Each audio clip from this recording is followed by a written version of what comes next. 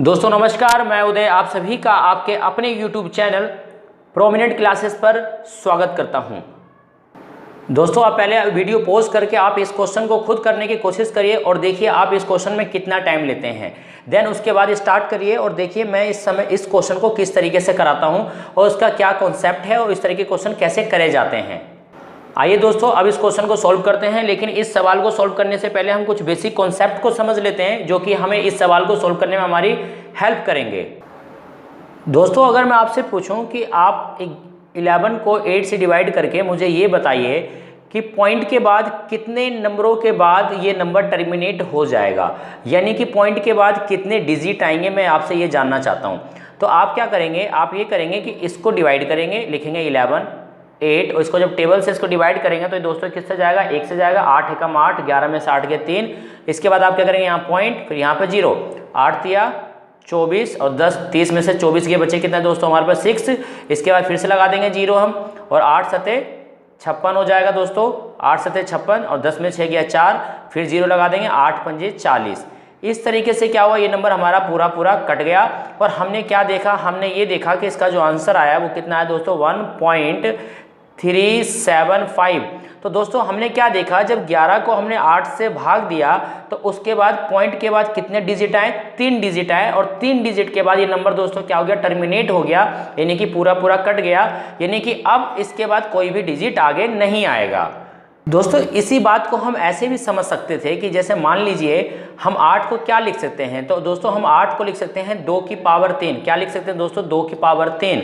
तो दोस्तों आपने करना क्या है, इसकी जो पावर होगी नंबर उतने के बाद ही क्या होगा, टर्मिनेट होगा, यानी कि उतने डिजिट मतलब डेसिमल के बाद उतने ही डिजिट आएंगे, यानी जितनी इसकी पावर होगी। जैसे दोस्तों यहाँ पावर कितनी है 3, तो पॉइंट के बाद 3 डिजिट ही आएंगे, यानी कि दशमलव के बाद 3 ही अंक आने हैं। इसी प्रकार मान लीजिए दोस्तों अगर मैं इसमें ही क्या करूं, थोड़ा सा चेंज कर दूं, ऊपर भी मैं क्या कर दूं 5 की पावर 3 से मल्टीप्लाई कर दूं, और नीचे भी जो है 5 की पावर 3 से मल्टीप्लाई कर दूं। और इस तरीके से हमारा क्या होगा दोस्तों, 11 गुना में ये हो जाएगा 125 बट्टे में ये दोस्तों क्या हो जाएगा 10 की पावर 3। क्या हो जाएगा 10 की पावर 3। इनको मैंने गुना कर दिया और इसकी जो पावर थी एक बार लिख दिया। दोस्तों जब इसको हम मल्टीप्लाई करेंगे तो जो हमारा आंसर आएगा वो 1375 आएगा। कितना आएगा दोस्तों 1375, और ये इसको जो खोलेंगे 3 बार तो हमारा आ जाएगा दोस्तों 1000। कितना आ जाएगा 1000। दोस्तों जब हम इसको यानी 1000 को 1375 से जब डिवाइड करेंगे तो दोस्तों ये इसके अंदर जो डेसिमल के बाद कितने डिजिट के बाद ये टर्मिनेट होगा, यानी कितने डिजिट के बाद ये एंड हो जाएगा इसका। तो दोस्तों इसका जो तरीका है हम क्या करेंगे, सबसे पहले इसको हम कर लेंगे फैक्टर। जैसे आपने देखा इसका 1000 का जो फैक्टर था वो 2 की पावर 3 और 5 की पावर 3 था। तो दोस्तों हम क्या करेंगे, बस हम इसका एक काम करेंगे कि इसमें जो बड़ी पावर है, जो भी इसकी जो पावर है, बस हमें यही पता होना चाहिए इसकी पावर जो होगी उतने के बाद ही क्या होगा दोस्तों, ये नंबर टर्मिनेट हो जाएगा। यानी कि अगर पावर 3 है तो जब इसको हम डिवाइड करेंगे तो दोस्तों ये जो आएगा हमारा इतना आ जाएगा 1.375। तो दोस्तों आपने क्या देखा, जब इसे डिवाइड हम करेंगे तो दोस्तों पॉइंट के बाद कितने डिजिट आए, 3 डिजिट आए, क्योंकि इसकी पावर कितनी थी दोस्तों 3 पावर थी, उतने ही इसके बाद डिजिट आए। उम्मीद करता हूं आपको मेरी बात समझ आ रही होगी। मान लीजिए पावर इक्वल ना हो और पावर कुछ इस प्रकार से दिए, तब हमारा क्या होगा, मान लीजिए यहाँ लिखा है 2 की पावर 2 इंटू में 5 की पावर 1, तब क्या होगा। तो दोस्तों ऐसी स्थिति में जो सबसे बड़ी पावर होगी उतने ही डिजिट आएंगे, डेसिमल के बाद उतने ही अंक आने हैं, उतने के बाद वो क्या होगा दोस्तों, टर्मिनेट हो जाएगा।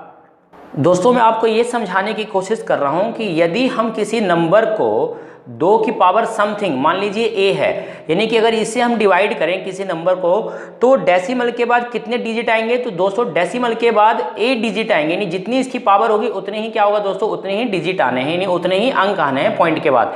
इसी तरह अगर मैं किसी नंबर को 5 की पावर b यानी कोई भी नंबर से अगर डिवाइड करूं तो दोस्तों पॉइंट के बाद उतने ही डेसिमल आएंगे जितने इसकी पावर होगी, यानी कि b डेसिमल आने हैं। दोस्तों इसी प्रकार मान लीजिए अगर ये दोनों ही नंबर साथ में हो, यानी किसी नंबर को मान लीजिए कोई नंबर n है और उसमें 2 का भी फैक्टर है और 5 का भी फैक्टर है, यानी 2 से भी डिवाइड हो रखा है वो नंबर और 5 से भी हो रखा है, तो ऐसी कंडीशन में पॉइंट के बाद उतने ही डिजिट आएंगे जो इसकी मैक्सिमम पावर होगी, पॉइंट के बाद उतने ही डिजिट आने हैं। उम्मीद करता हूँ आपको ये मेरा कॉन्सेप्ट समझ आ गया होगा। आइए दोस्तों अब उस सवाल को सॉल्व करते हैं। दोस्तों इस क्वेश्चन को जो करने का तरीका है वो ये है, आप ये देखिए यहाँ लिखा है 6250, क्या लिखा है 6250। इसको हम किस तरीके से लिख सकते हैं, तो इसको हम लिख सकते हैं 625 इंटू में 10, 625 इंटू में 10, और 625 दोस्तों होता है 5 की पावर 4, और 10 को हम लिख सकते हैं 5 गुना में 2। इस तरीके से क्या बन जाएगा दोस्तों, ये 5 की पावर 5 हो जाएगा और इंटू में क्या हो जाएगा दोस्तों 1। यानी कि मेरा कहने का मतलब ये है कि मैं 38729 डिवाइड बाय नीचे क्या लिख सकता हूँ 5 की पावर 5 इंटू में 2 की पावर 1, ये लिख सकता हूँ। ठीक इसी प्रकार जैसे 11 है तो 128 को मैं क्या लिख सकता हूँ दोस्तों, 128 होता है 2 की पावर 7, क्या होता है दोस्तों 2 की पावर 7। ठीक इसी प्रकार जैसे 27 तो ऊपर यूं ही रहने दो, और नीचे वाली जो वैल्यू है 15625, तो 15625 दोस्तों 5 की पावर 6 होता है, 5 की पावर 6 यानी 5 की पावर 6 होता है। दोस्तों यहाँ से हम एक बात समझने की कोशिश करते हैं, और देखिए क्योंकि जब हम इसको डिवाइड करेंगे, जब इसको हम डिवाइड करेंगे तो दोस्तों क्या होगा, जब इसको हम डिवाइड करेंगे पॉइंट के बाद कितने डिजिट आएंगे, तो पॉइंट के बाद दोस्तों जितनी बड़ी मैक्सिमम पावर होगी उतने ही डिजिट आएंगे।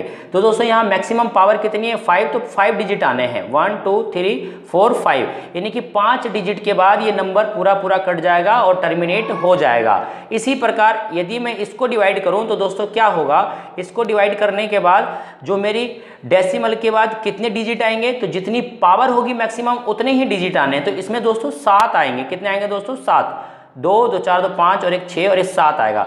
इसी प्रकार आप जब इसको डिवाइड करेंगे तो डेसिमल के बाद 6 डिजिट आएंगे 1 2 3 4 5 6, और क्वेश्चन में क्योंकि हमें ऐड करने के लिए बोला गया, हमें जोड़ने के लिए बोला गया, और जब हम इसको ऐड करेंगे, जब हम इसको ऐड करेंगे तो हमारे पास पॉइंट के बाद कुल मिला के कितने डिजिट आएंगे दोस्तों, जब इसको ऐड करेंगे तो पहले ये नंबर आएगा फिर ये आएगा, इसी प्रकार ये नंबर आएंगे हमारे पास। तो हमने क्या देखा, पॉइंट के बाद 1 2 3 4 5 6 7, यानी कि हमारे आंसर में पॉइंट के बाद 7 डिजिट आने वाले हैं। तो दोस्तों अब आइए अब क्वेश्चन को देखते हैं हम अपने।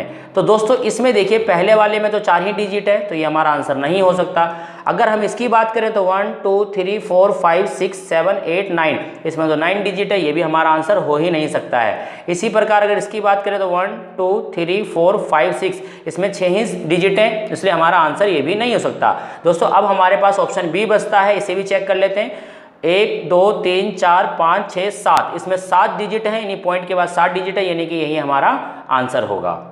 उम्मीद करता हूं दोस्तों आपको ये मेरा कॉन्सेप्ट समझ आ गया हो। दोस्तों मेरी वीडियो आपको अच्छी लगी हो तो इसे लाइक शेयर और सब्सक्राइब करना ना भूलें।